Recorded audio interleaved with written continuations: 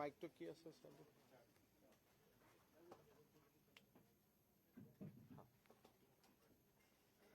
সংবাদ মাধ্যমৰ সন্মানীয় বন্ধুসকল অসমৰ যিটো আমি বিশ্বজুৰি কোভিড-19ৰ যিটো সংক্ৰমণৰ ঘটনা প্ৰবাহ চলি আছিলে আমাৰ ৰাজ্যখনো এই গোটেই ঘটনা প্ৰবাহত এক সন্ধিক্ষণত আহি উপস্থিত হৈছে আমি ভাৰতত জানুৱাৰী মাহতে প্ৰথম কোভিড-19ৰ পজিটিভ কেছ পোৱা হৈছিল আৰু আমাৰ ৰাজ্যখনত যোৱাকালি অৰ্থাৎ 31 এপ্ৰিল পৰ্যন্ত 31 মাৰ্চ পৰ্যন্ত এটাও পজিটিভ কেছ নোহোৱাকৈ আমাৰ ৰাজ্যখনে সময় অতিবাহিত কৰিছিল কিন্তু যোৱাকালি আমাৰ লগত এটা দুৰ্ভাগ্যজনক খবৰ এটা আহে যে কৰিমগঞ্জ জিলাৰ মোহাম্মদ জামাল উদ্দিন বোলা ব্যক্তি এগৰাকী পজিটিভ হিচাপে আইডেন্টিফাই হয় শিলচৰ মেডিকেল কলেজত আৰু সেই ধৰণে অসমে গোটেই ঘটনা প্ৰবাহৰ মাজত সোমাই পৰিলে আৰু অসমৰ প্ৰথমটো পজিটিভ কেছ হিচাপে জামাল উদ্দিন ডাঙৰীয়া নাম আমাৰ হাতত আহি পৰে তেখেতৰ কোমৰ্বিডিটি বা তেখেতৰ ডায়েবেটিছ আৰু তেখেত কৰ্কট ৰোগতো আক্ৰান্ত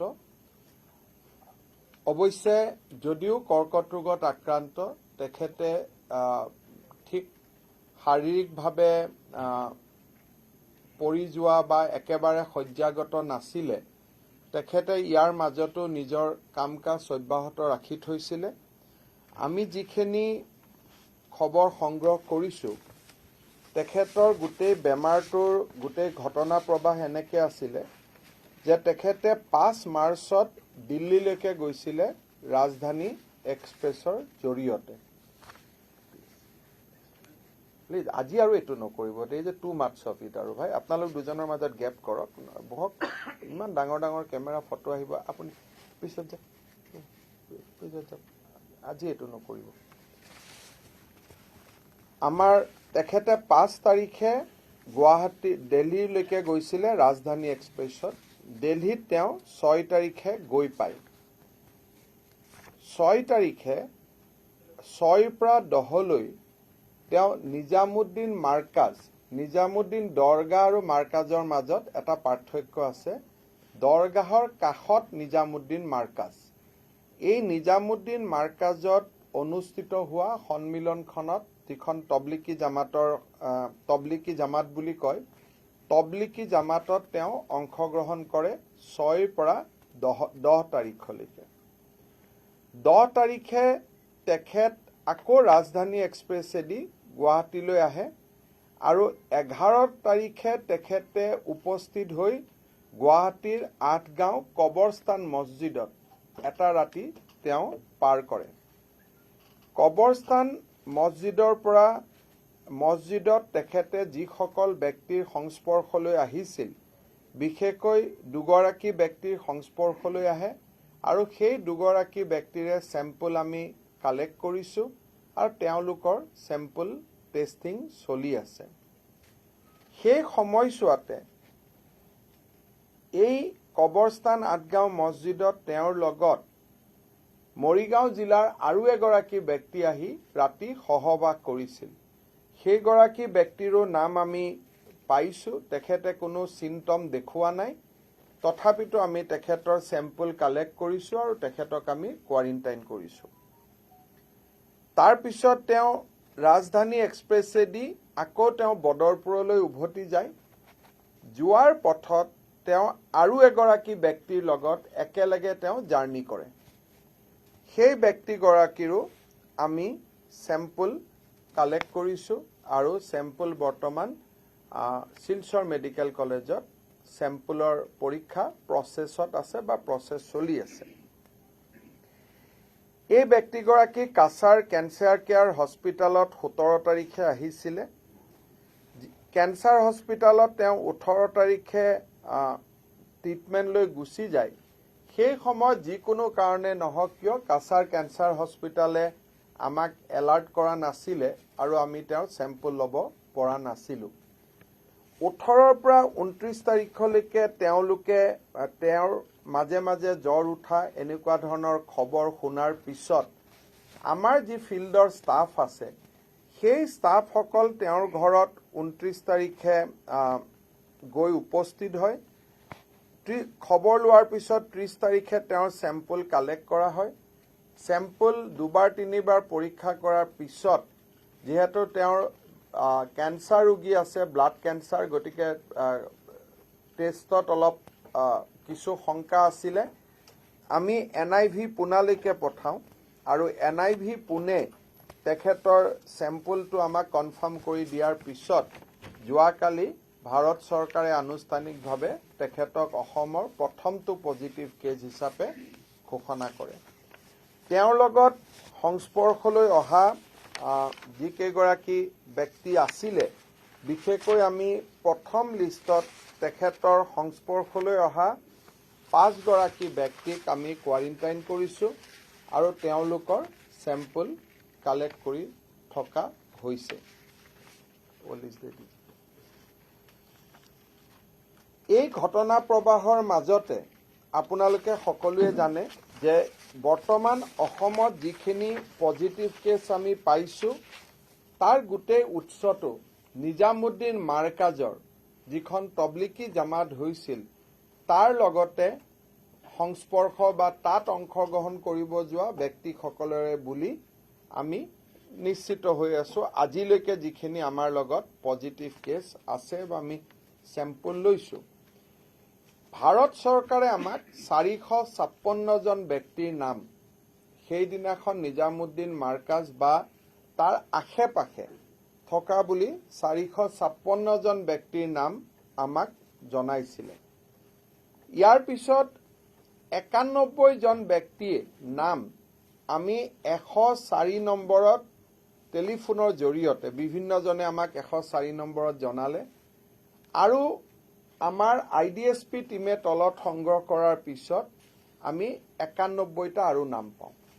অৰ্থাৎ আমাৰ সৰ্বমুঠ নাম ওলাই 547, যিটো নিজামুদ্দিনত আশে পাশে বা নিজামুদ্দিন মাৰ্কাজত যোৱা এই সংখ্যাটো 447লৈকে আমি আহি পাওঁ।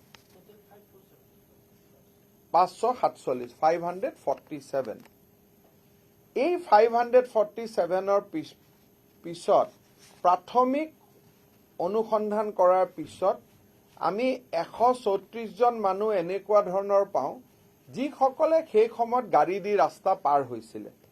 তাৰমানে আজি যদি NHMত কিবা এটা ঘটনা হয় আৰু টাৱাৰৰ পৰা যদি আমি নাম লওঁ, এই মুহূৰ্তত খ্ৰীষ্টানবস্তি GS ৰোডেদি এই টাৱাৰ পাৰ হোৱা সকলো ব্যক্তিৰ নাম ইয়ালৈকে আহে। সেইকাৰণে যিখন তালিকা আজি ছ'চিয়েল মিডিয়া বা বিভিন্ন ধৰণে প্ৰকাশ হৈছে তাত কিছু নিজামুদ্দিন মাৰ্কাজত নোযোৱা অন্য ধৰ্মাৱলম্বী লোকৰ নামো ইয়াত প্ৰকাশ পাইছে। তাৰ মূল কাৰণটোৱে হ'ল যে এই মানুহখিনি সেই সময়ত টাৱাৰটোৰ সন্মুখেদি বা টাৱাৰটোৰ কানেকশ্যনত আহিছিল। এইটো যিহেতু এটা দিল্লীৰ ব্যস্ত ৰাস্তা, এই 134 জন মানুহ তাত অহা যোৱা কৰিছিলে। যদিও এই 134 জন মানুহৰ আমি প্ৰাথমিক তদন্তত সেয়া পালোঁ, তথাপিতো তেওঁলোকৰ স্বাস্থ্যৰ ওপৰত নজৰ ৰখা হৈছে আৰু তেওঁলোকক আমি আমাৰ বিভিন্ন সূত্ৰৰ পৰা তেওঁলোকৰ প্ৰতি আমি সম্পৰ্ক বজাই ৰাখিছোঁ। অৱশ্যে 10 তাৰিখৰ 11 তাৰিখৰ এই লিষ্টখন বা 14-16 তাৰিখে শেষ তালিকা, গতিকে আজি সেইসকল ব্যক্তি চিমটমৰ পৰা যিহেতু দেখুওৱা নাই, তেওঁলোক আওতাৰ পৰা বাহিৰত গৈছে, বাট ষ্টিল আমি সাৱধানতাবশতঃ তেওঁলোকৰ ওপৰতো আমি নজৰ বনাই ৰাখিছোঁ। 68 ব্যক্তি 68 জন ব্যক্তি অসমলৈ উভতি অহা নাই। তাৰমানে out of 547, 134 is not suspected prima facie. 68 ব্যক্তি এতিয়ালৈকে আমাৰ ৰাজ্যত ভৰি দিয়া নাই তেওঁলোকে লক্ষ্ণৌৰ পৰা দিল্লীত আছে তেওঁলোকৰ ভিতৰতো কি হৈছে মই আপোনালোকক কম কিন্তু 68 ব্যক্তি অসমত আহি উপস্থিত হোৱা নাই এতিয়া এই গুটে যদি চাও 547 minus 134 minus 68 তেতলে আমাৰ লগত ৰাফলি সংখ্যা আহি পৰিলে 347 যি ব্যক্তি আজিৰ দিনত ৰাজ্যখনৰ ভিতৰত আছে তাৰমানে গোটেই ঘটনাটো মই এই সংখ্যাটো কেনেকুৱা কৈছো যে আমি এটা ভয়াবহ পৰিবেশৰ লগত আজি যুঁজিব লগিয়া হৈছে যে 347 জন ব্যক্তি আমাৰ মাজত 16 তাৰিখৰ পিছত উভতি আহিছে তেওঁলোকে কোৱাৰেণ্টাইনত খুব সম্ভৱ নাই বুলি ক'ব পাৰি আজিলৈকে নাছিল বুলি ক'ব পাৰি আৰু তেওঁলোকে কিমান মানুহৰ লগত তেওঁলোক সংস্পৰ্শত আহিছে এই কথা জনা নাযায় উদাহৰণস্বৰূপে জামালউদ্দিন তেখেত বেমাৰী বুলি কোৱা হৈছে কিন্তু তেখেতৰ লগতে যোৱা কেইদিনত প্ৰত্যক্ষ সম্পৰ্ক 13 জন আছিল আৰু এই 13 জনে কাৰ লগত সম্পৰ্কত আছিল কেনেকে বিষয়টো গভীৰৰ পৰা গভীৰতালৈ সোমাই যায় তাৰ এটা মই উদাহৰণ দিছো এজন ব্যক্তি আৰু ৰাজধানী এক্সপ্ৰেছত তেওঁ কাক কোন কোৰ্সত কোন বহিছিল সেইটো এটা বেলেগ এটা কন্টেক্ট ট্ৰেচিং কাম চলি আছে ৰাজধানী এক্সপ্ৰেছখন ত্ৰিপুৰা পৰ্যন্ত যায় গতিকে এজন ব্যক্তিৰ লগত 14 জন তাকো ব্যক্তিজন বেমাৰী এই 347 জন ব্যক্তিৰ যেটো কথা কৈছো এওঁলোকে মুকলি আকাশৰ তলত আছে এজন দুজন ব্যক্তিক কথা পাতি গম পালো গুৱাহাটীত যে মাজত বেপাৰ বাণিজ্য এদিন অলপ সময়ৰ কাৰণে খুলিছিল দুই এজনে বেহা বেপাৰ লৈ গুৱাহাটীত আহিছিল গতিকে এই 347 ব্যক্তিৰ ভিতৰত যোৱাকালি ৰাতিৰ ভিতৰতে আমি তৎপৰতাৰে হৈতে 230 জন ব্যক্তিক আমি চিনাক্তকৰণ কৰিবলৈ আমি সক্ষম হলো 230 people out of 347 আমি বিচাৰি পালো বাকি ব্যক্তিসকলৰ মোবাইলত সুইচ বন্ধ বা পৰিয়ালৰ পৰা যেটো সহযোগিতা পাব লাগে আমি পোৱা নাই কিন্তু কন্টেক্ট ট্ৰেচিং চলি আছে আৰু আজি গধূলিৰ ভিতৰত আমি সেইখিনিক পাই যাম বুলি আমি বিশ্বাস কৰো 230 people have been identified and located এই 230 জন ব্যক্তিৰ ভিতৰত 196 জন ব্যক্তিৰ কালি ওৰে ৰাতি আমি স্যাম্পল কালেক্ট কৰিছো কোনোবাটো ৰাতি 12টাত কোনোবা গধূলি 6টাত কোনোবা ৰাতিপুৱা 7টাত বিভিন্ন সময়ত স্যাম্পল কালেকশনৰ প্ৰক্ৰিয়া চলি আছে 196 অৰ স্যাম্পল কালেক্ট কৰি আমি 5খন মেডিকেল কলেজতে বৰপেটাটো দিয়া হৈছে নে হা including Borpeta, all the 5 stationot a 196 sample distribute hol aru teoluke etia ebilak sample process kori ase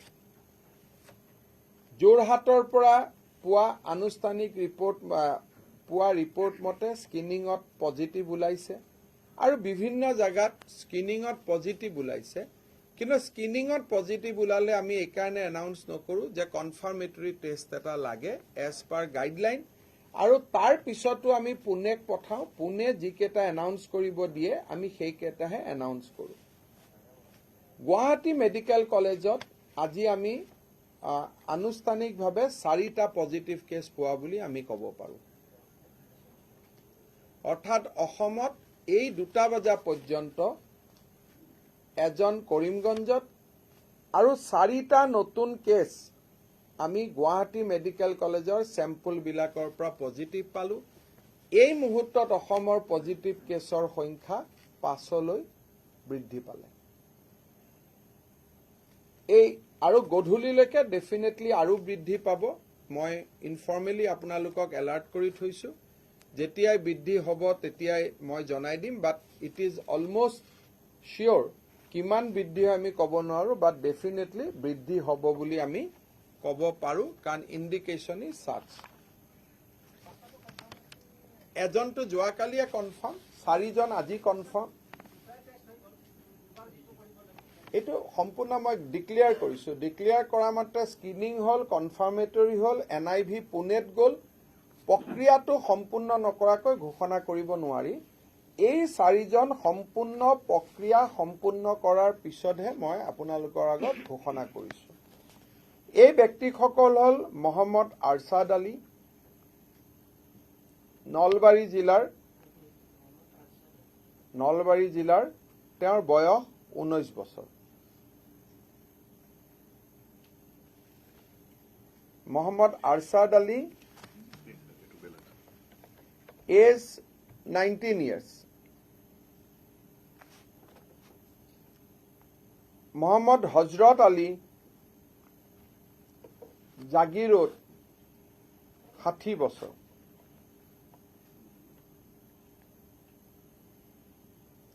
Muhammad Nuruddin,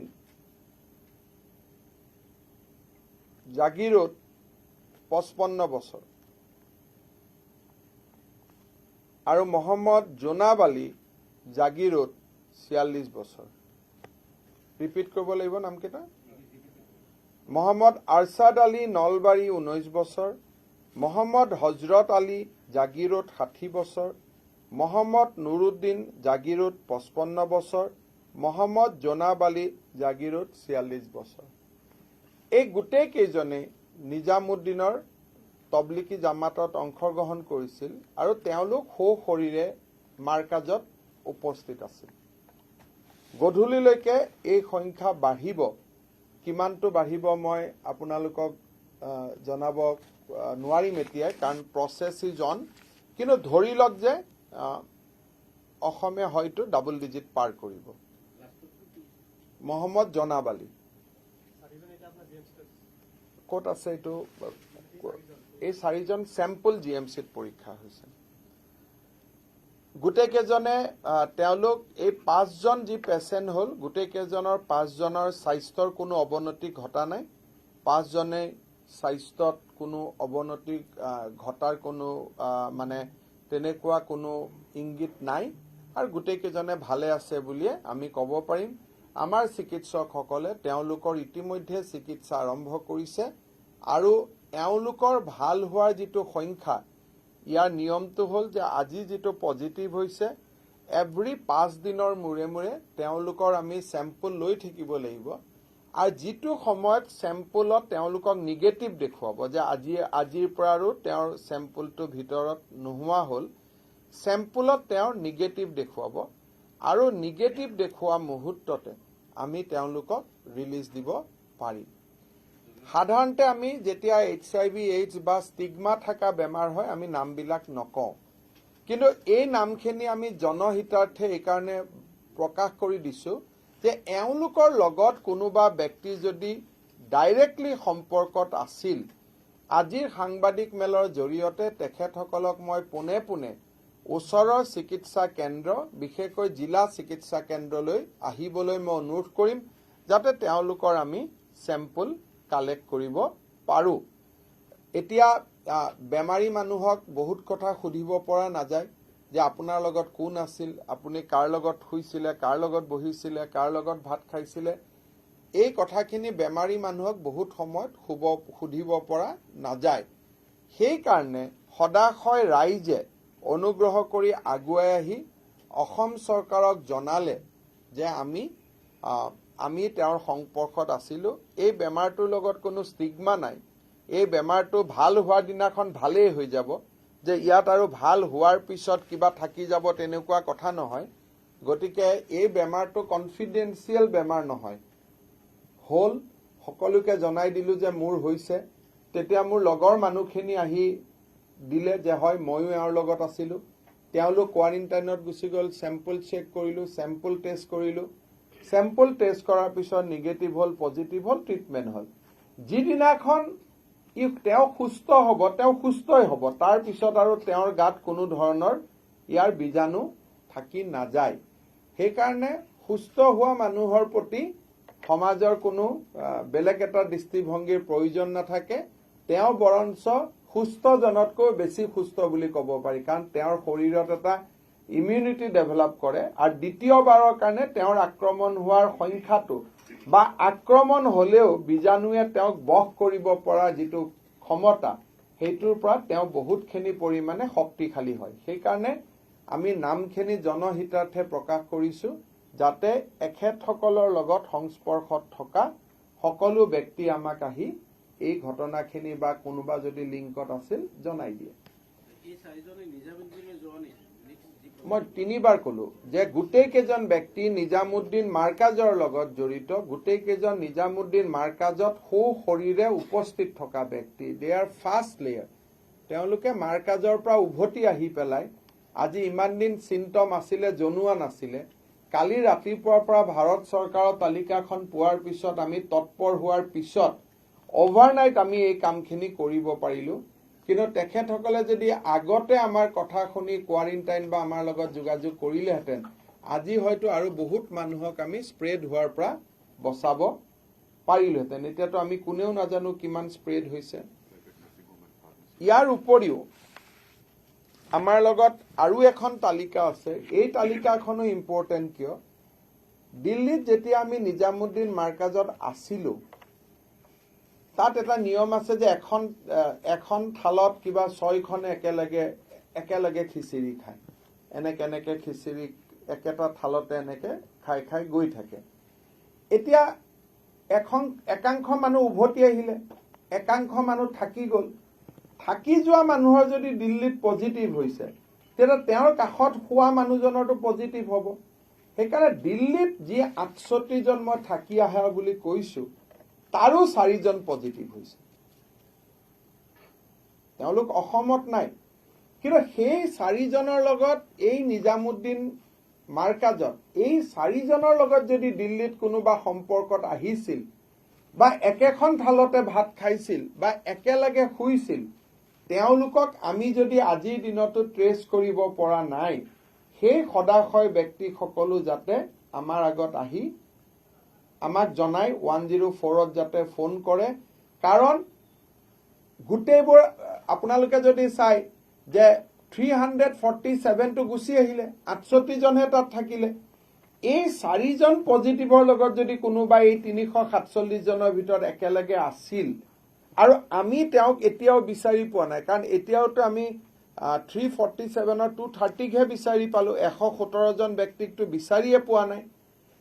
এই 117 জন ব্যক্তিয়ে অনুগ্ৰহ কৰি 104 নম্বৰত ফোন কৰি নিজৰ পৰিচয় দিয়ক, চিনাকি দিয়ক, যাতে আমি তেওঁলোকক ট্ৰেছ কৰিব পাৰো। যিকেইজন ব্যক্তি দিল্লীত পজিটিভ হ'ল তেওঁলোকৰ নাম হ'ল মাস্কাৰ আলী। এওঁলোক দিল্লীত পজিটিভ দেই, এইটো বেলেগ কেটেগৰী এটা। অসমত পজিটিভ 5 আৰু 5 জনে মাৰ্কাজত গৈছিল। আৰু আমাৰ যিগৰাকী জামাল উদ্দিনৰ নাম কৈছো তেখেত মৌলানাও আছিলে, গতিকে তেওঁ মাৰ্কাজতে গৈছিলে, কিন্তু তেওঁ ৰাজধানীত অহাৰ কাৰণে অলপ আগতীয়াকৈ আহি পাইছিল, এওঁলোকে অলপ দেৰিকৈ আহি পাইছিলে। চ' প্ৰথম যি 5 জনৰ নাম কলো সেইটোৰ লগত এই লিষ্টখন কনফিউজ নকৰিব। সেই 5 জন সশৰীৰে আজি অসমত আছে।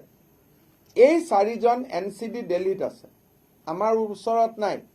কিন্তু তালিকাখন দিয়াৰ উদ্দেশ্যটো হৈছে যাতে এওঁলোকৰ লগত যদি কোনোবা আছিলে বা আমাক জনোৱা নাই, লুকাই ফুৰিছে, ঘূৰি ফুৰিছে, জনোৱা নাই, তেওঁলোকে যাতে তৎকালীনভাৱে আহি 104ত ফোন কৰে।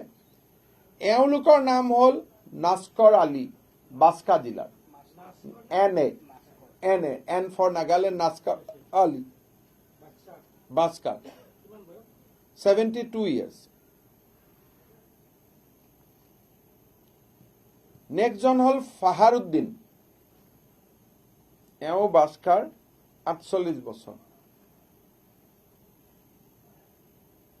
নাস্কৰ আলী 72 বছৰ, ফাহাৰুদ্দিন 48 বছৰ। বৰপেটাৰ এজন আছিলে মুস্তাফা আহমেদ, তেখেত 60 বছৰ। আৰু নগাঁৱৰ এজন আছিলে মহম্মদ আলী। নাস্কৰ আলী, ফাহাৰুদ্দিন, মুস্তাফা আহমেদ আৰু মহম্মদ আলী। মুস্তাফাৰ বয়স 60 আৰু মাহমুদৰ বয়স 65। এতিয়া এই নামকেইটা আমি কোৱাৰ কোনো কথা নাই, কাৰণ তেওঁলোক অসমত উপস্থিত নাই। কিন্তু যিহেতু তেখেতসকল অসমীয়া ব্যক্তিৰ লগত আছিল বা অসমৰ পৰা যোৱা মানুহৰ লগত আছিলে, এখেতসকলৰ লগত যদি কোনোবা ব্যক্তি দিল্লীত থকা সময়ত মাৰ্কাজৰ নামতে হওক বা আন কামত দিল্লীত যদি এওঁলোকক দেখা কৰিছিল, ইতিমধ্যে তেওঁলোক অসমত ঘূৰি আহিলে বা ভাৰতৰ বিভিন্ন প্ৰান্তত যদি আছে, কাৰণ আমি পোৱা লিষ্টখনৰ কিছুমান মানুহ জম্মু কাশ্মীৰলৈকে গুচি গৈছে, কিছুমান মানুহ লক্ষ্ণৌলৈকে গুচি গৈছে, অসমীয়া মানুহ অসমত ঘূৰি নাহি বিভিন্ন জাগাত গৈছে। এই 4 গৰাকী ব্যক্তিৰ লগতো যদি কোনোবা ব্যক্তি আছিলে, অনুগ্ৰহ কৰি আৰু তেওঁলোক যদি অসমৰ 4 সীমাৰ ভিতৰত আছে 104ত ফোন কৰক বা ভাৰতৰ যোন ৰাজ্যৰ ভিতৰত আছে আমাক ফোন কৰিলেও আমি জনাই দিম বা আমাৰ আন যি কন্ট্ৰোল ৰুমবিলাক আছে, নেশ্যনেল কন্ট্ৰোল ৰুম, তাতে তেওঁলোকে জনাব। গুৱাহাটী মেডিকেল কলেজত আমি 44টা চেম্পল চেক কৰিছিলোঁ, 4টা পজিটিভ আছে, বাকী নিগেটিভ ওলাইছে। কিন্তু নিগেটিভ ওলোৱাৰ মিনিং এইটো নহয় যে তেওঁলোকৰ বেমাৰ নহয়, কাৰণ বেমাৰৰ লক্ষণ 14 দিনতহে দেখা দিব। গতিকে এতিয়া তেওঁলোকক আমি কোৱাৰেণ্টাইনৰ পৰা মুক্ত কৰিব নোৱাৰো। 14টা দিনত আমি 3 দিনৰ মূৰে মূৰে তেখেতসকলক টেষ্ট কৰি গৈ থাকিব লাগিব। গতিকে আজিৰ দিনত যদিও 4টা পজিটিভহে ওলাইছে, বাকীকেইটা পজিটিভ নোলাব বুলি কোনেও কৈ দিব নোৱাৰে। এই গোটেই কেইগৰাকী ব্যক্তিৰ ওপৰত অহৰহ চলি থাকিব লাগিব আৰু গধূলিৰ ফাললৈ যোৰহাট আৰু ডিব্ৰুগড়ৰ পৰা যি ৰিপৰ্ট আহিবলগীয়া আছে, সেই ৰিপৰ্টৰ মাজতো স্ক্ৰিনিং পৰ্যায়ত, এটলিষ্ট যোৰহাটত স্ক্ৰিনিং পৰ্যায়ত কিছু পজিটিভ হৈ আছে। কনফাৰ্মেটৰী আৰু NIV পুনেৰ ক্লিয়াৰেন্সৰ কাৰণে অপেক্ষা কৰিছোঁ। সেইকাৰণে উই আৰ নট এনাউন্সিং দোজ, কিন্তু গধূলি NHMৰ যিটো বুলেটিন ওলাব বা মোৰ টুইটাৰতো বা ফেচবুকতো বা NHMৰ টুইটাৰ ফেচবুকত আমি আপোনালোকক নাম আৰু সংখ্যাটো জনাই দিম। ইফ দে আৰ পজিটিভ, যদি নিগেটিভ হয় কথা নাই, কিন্তু নিগেটিভ হলেও আমি তেওঁলোকক আমি নজৰত ৰাখি থম। ইয়াৰ পিছত আহিলে চিকিৎসালয়। এতিয়া এইটো কথা স্পষ্ট হৈ গ'ল যে অসমত পজিটিভ কেছ আছে, পজিটিভ কেছ আহিব। আমাৰ চিকিৎসক আৰু নাৰ্ছসকলৰ মনোবল ভাল আছে, খুব সুন্দৰভাৱে চিকিৎসা চলিছে, কোনেও বিশেষ ইছষ্ট কৰা নাই আৰু সকলোৱে খুব সুন্দৰভাৱে এই ৰোগীসকলৰ চিকিৎসাৰ লগত সহযোগিতা কৰিছে।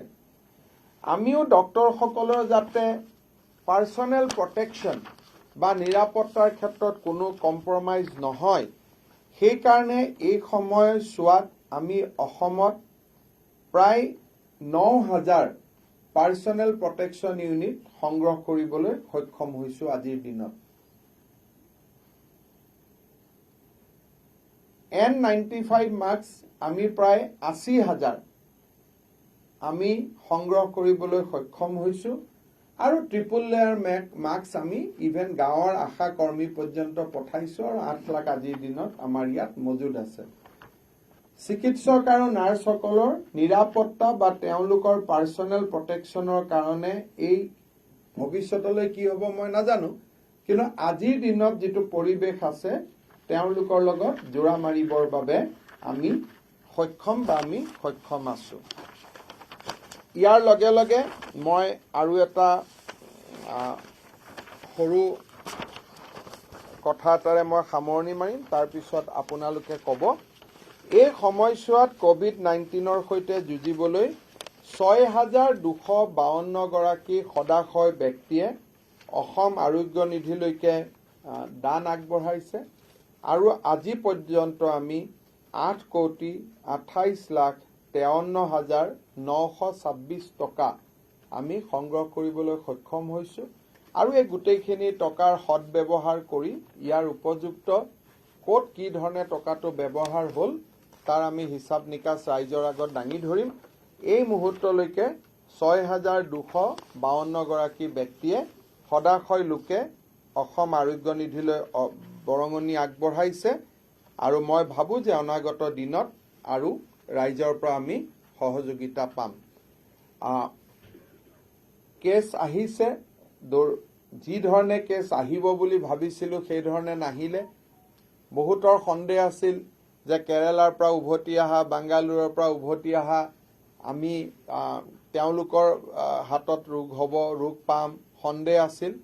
কিন্তু 16, 17, 18লৈকে যিসকল লোক আহিছিলে তেওঁলোক এক প্ৰকাৰ কোৱাৰেণ্টাইন আজি শেষ হৈ গৈছে। গতিকে আমাৰ যিটো ফালৰ পৰা আমি হেঁচা আহিব বুলি ভাবিছিলোঁ সেইখিনি অন্ততঃ 3টা দিন 16, 17, 18 তাৰিখলৈকে আমাৰ আজি কোৱাৰেণ্টাইন শেষ হৈছে। গতিকে সেই ফালৰ পৰা আমাৰ স্বাস্থ্যকৰ্মীসকলৰ হেঁচা লাহে লাহে কিছু কমিছে। কিন্তু এই ঘটনাটোৱে আমাৰ দায়িত্ব আৰু বহুখিনি বঢ়াই দিলে। মই ভাবোঁ যে এই মাৰ্কাজৰ লগত জড়িত যিসকল ইয়াত আহিছিল তেওঁলোকৰ লগত আমি 104ত কিবা খবৰ পাইছোঁ। আশা কৰ্মীসকলেও যাতে খবৰ লয়, ANM, MPW সকলোৱে যাতে খবৰ লৈ য'ত যেনেকৈ খবৰ পায় 104ত দিবৰ কাৰণে আমি অনুৰোধ কৰিছোঁ। আৰু কিবা যদি আপোনালোকে এই দিশত সুধিব খোজে আপোনালোকে সুধিব পাৰে।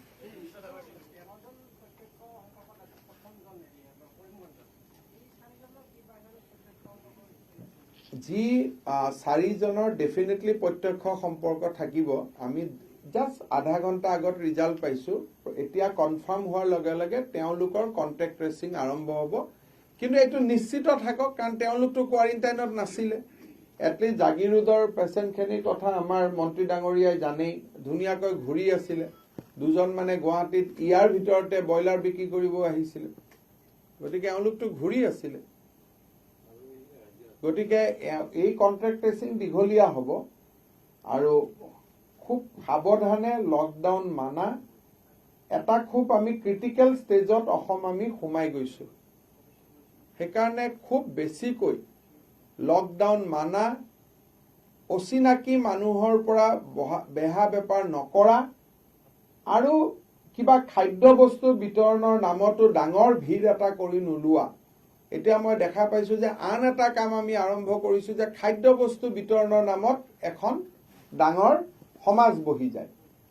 1 মিটাৰ দূৰত এটা এটাকৈ আজি ৰাতিপুৱা বাঘৰবৰীত খাদ্য বিতৰণ আছিলে। মানুহে গাড়ী মটৰচাইকেল লৈ খাদ্যৰ কাৰণে আহিছে। গাড়ী মটৰচাইকেল মানুহৰ কাৰণেতো এইটো খাদ্য বিতৰণ নহয়। গতিকে এইটো এটা উৎসৱলৈকে যদি পৰিৱৰ্তন কৰি দিয়ে, যিখিনি মানুহ নাই নোৱাৰে, মইতো কৈছোঁ যে ঘৰৰ কাষৰ মানুহজনে দুখীয়া মানুহজনৰ খবৰ লওক। আমি 10 কিলোমিটাৰ দূৰৰ পৰা গৈ সহায় কৰাৰ কোনো মূল্য নাথাকে, কাৰণ মানুহজন যিমান জেগাত যাব লাগে। মোৰ ফ্লেটত মোৰ খাব আছে, আমাৰ দুখীয়া যিখিনি মানুহ আছে তেওঁলোকক আমি দিওঁ, ঘৰৰ কাষৰ মানুহজনক আমি দিওঁ। এই এটা খাদ্য বিতৰণৰ নামতো এটা যি লকডাউন ভাঙাৰ যিটো এটা পৰিৱেশ হৈছে সেইটো হ'ব নালাগে। কাৰণ আজি আমি অসম ক'ব নোৱাৰাকৈ খুব এটা ক্ৰিটিকেল ষ্টেজৰ ভিতৰত আমি সোমাই গ'লোঁ। খালি ভগৱানক ধন্যবাদ যে যোৱা 15টা দিনৰ প্ৰচেষ্টাৰ কাৰণে আজি আমি ডক্টৰ নাৰ্ছসকল নাৰ্ভাছ হ'বলগীয়া হোৱা নাই। পৰিৱেশ এটা আছে যে আমাৰ লগত ৰোগী আহিলে আমি ট্ৰিটমেণ্টটো কৰিব পাৰিম। মেডিকেল কলেজবিলাকত ৰোগী আহিলে আন ৰোগীৰ সংস্পৰ্শত নাহে, তেওঁলোকৰ বেলেগ ব্যৱস্থা হ'ল। COVID-19 স্পেচিয়েলি আমি জাগা ঠিক কৰিব পাৰিলোঁ। যোৱা 15 দিনত বহুতখিনি কাম কৰিব পৰা কাৰণে আমি বহুত ঘটনা বাঢ়িলে ক'ব নোৱাৰোঁ, কিন্তু কিছু পৰ্যায়লৈকে আমি জোৰা টাপলি মাৰিব পৰা অৱস্থাত আছোঁ।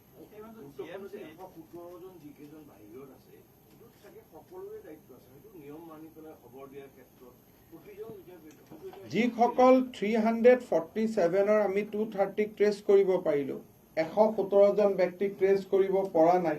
গতিকে নিজে নিজে আজি আইডেণ্টিফাই কৰি দিব লাগে এই প্ৰেছ কনফাৰেন্সখন শুনাৰ পৰা, যে 104ত আমি নিজেই ফোন কৰি যে হয় মই গৈছিলোঁ বুলি। ইয়াত আৰু লুকাইতো লাভ নাই। লুকালে ঘৰখনক অন্যায় কৰা, পৰিবাৰক অন্যায় কৰা, সমাজক অন্যায় কৰা। গতিকে মই ভাবোঁ যে এইটোত চৰকাৰে খেদাখেদি কৰাতকৈ নিজে আগবাঢ়ি নিজৰ নাম প্ৰকাশ কৰাটো উচিত।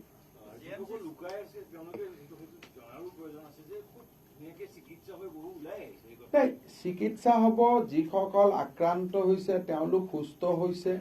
আৰু এবাৰ সুস্থ হোৱাৰ পিছত গাত কোনো চিন মুকান নাথাকে। এইটো সমাজে বেয়া পোৱাৰ কথা নহয়, বৰঞ্চ পিছত গম পালেহে বেয়া পাব যে এখেতে বেমাৰটো লুকাই পেলাই আমাৰ সকলোৰে গাত দিলে। কিন্তু আজি যদি কোনোবাই আমাক আহি কয় যে মোৰ বেমাৰ হৈছে, তাত লুকাবলগীয়া একো কথা নাই।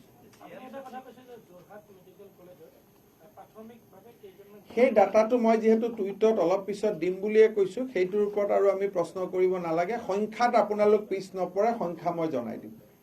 কাৰণ কিহৰ কাৰণে মোক আপুনি আকৌ সুধিব কনফাৰ্মেটৰি অমুক, ইমান দূৰলৈকে যাব নালাগে। মই আপোনালোকক ইতিমধ্যে কৈছো যে মই যেতিয়া খবৰ পাম তাৰ আধা ছেকেণ্ড পিছত আপোনালোকে পাই যাব। তেনেকুৱা একো কথা নাই, এইবিলাকতো টেষ্ট GMCতে চলি আছে।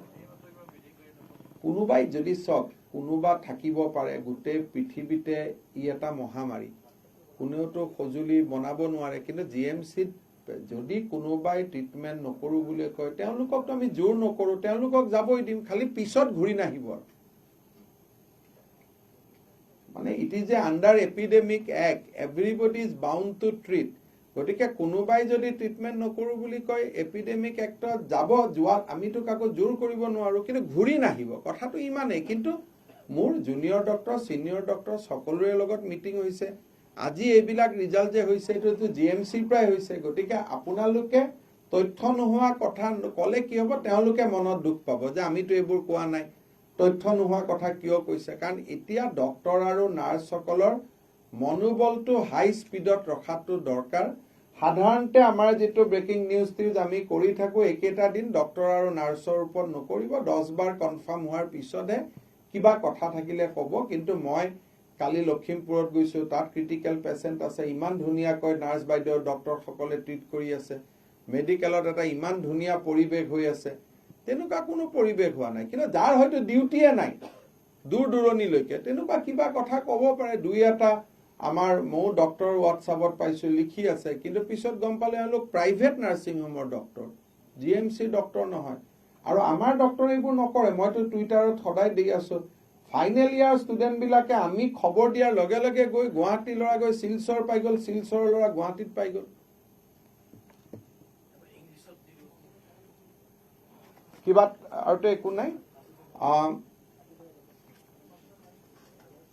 We have received a list of 456 people who were present in and around the during the congregation organized by Tabligh Jamaat in Nizamuddin Markaz. Out of that, we have verified and we found that few people has traveled through across the road, and that is why tower has captured their phone number. Also, we found that 68 people has not returned to the state. So our target for staging was 347, including the report we have generated locally. We have reached out to 230 people, out of which 196 sample has already been collected, and sample collection process is still on. Although maximum result will come by evening, as of now Guwahati Medical College has confirmed 4 positive cases, and all these 4 positive people were present in the congregation organized by Tabligh in Nizamuddin Markaz. Yesterday also in Assam we have got 1 positive case. He was also present in the Nizamuddin Markaz. So as of now, Assam has 5 positive cases, and all 5 positive cases has attended the Tabligh Jamaat program organized in the Nizamuddin Markaz. Few more results will come by evening, and as and when result will emerge, we will share with you. Thank you.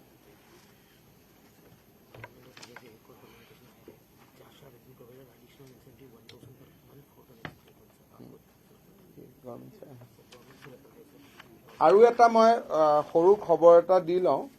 Bharat চৰকাৰে এটা বিশেষ information এটা দিছে যে প্ৰধানমন্ত্ৰী নৰেন্দ্ৰ মোদী ডাঙৰীয়াই আশা ৱৰ্কাৰবিলাকক অহা 3 মাহৰ বাবে আৰু 1000 টকাকৈ অতিৰিক্ত এটা বানচ দিব। they will get an additional incentive of 1,000 for next 3 months. And it is from the central government, Kendriya Sarkare দিব.